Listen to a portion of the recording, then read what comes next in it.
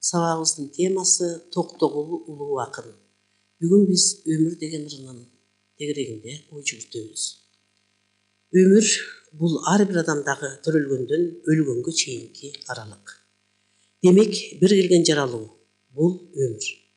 Ал ошонусу менен кайталангыс, ажайып, асыл, сулуу жана бийик. Бирок жараткан ошол бергенинин баарын эмнеге алып коет? Эмнеге өмүрдү төбөлүктүү кылбайт? Дейт эл мугалими Бектур Исаков. Чындыгында эле акындар чыгармачылыгында өмүр темасына көп кайрылып, көптөгөн чыгармаларды жаратканы белгилүү. Кыргыздын Токтогул башында турган Тоголок молдо, Барпы, Кургул, Жеңи жок сыяктуу акындары өмүр темасына бир топ ырларды арнагандыгын, анын тегерегинде өздөрүнүн көз караштарын түрдүүчө чагылдырганын билебиз. Токтогулдун балалык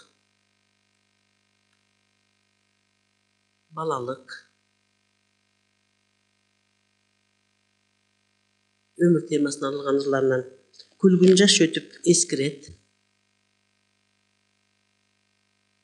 күлгүн жаш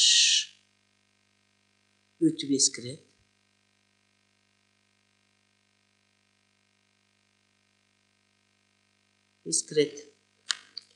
өмүр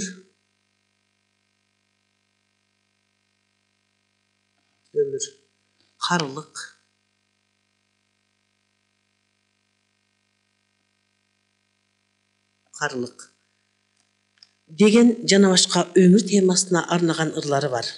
Булардын ичинен өмүргө, жаратылыштагы өзгөрүү кубулуштарына ой жүгүртүү жагынан жана көркөмдүгү жагынан өмүр аттуу ыры өзүнчө өзгөчөлүккө ээ.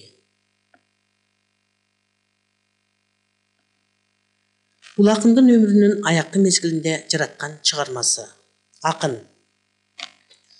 Картаң өмүр 25 жашка барар болсочу, кайран жанды кол менен жасап алар болсочу, деп өмүрүнүн өткөнүн кейт. Акындын турмушка баа берүүдө философиялык оюнун тереңдиги, элге карата гумандуулугу төмөнкү саптардан көрүнөт.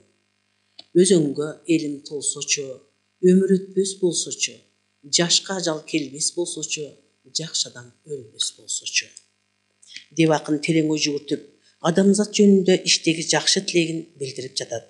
Анын ою боюнча, адамзат бул дүйнөгө жаралып келгенден кийин жарыкчылыкта узак өмүр сүрүп, узак жашаса дейт. Мисалы, жибеги оңбос болсочу, жигит өлбөс болсочу, жигит менен кыз өлсө, жерге көмбөс болсочу. Аттиң ай, болсочу.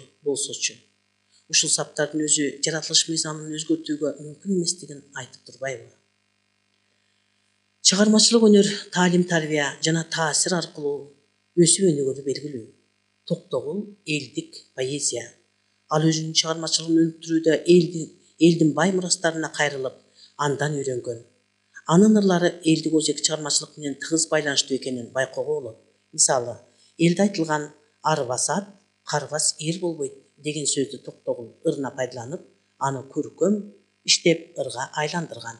Алсак, ат арбас болсочу, жаш карбас болсочу, жаратканы чын болсо, жай-жайына койсочу. Бул ырды акын жеткире иштеген философиялык ой менен ишретилген ыры десек болот. Өмүрдү окуганда акындын анык зергердиги, көркөм сөздүн чебер экендиги даана көрүнөт. Ырдын ар бир сабында терең камтылган ой бар. Токтогулдун бүткүл ой санаасы адамдардын тилеги менен айкалышкан. Ал кызылдын оңбошун, гүлдүн соолбашын, адамдарда кырсык болбошун тилейт.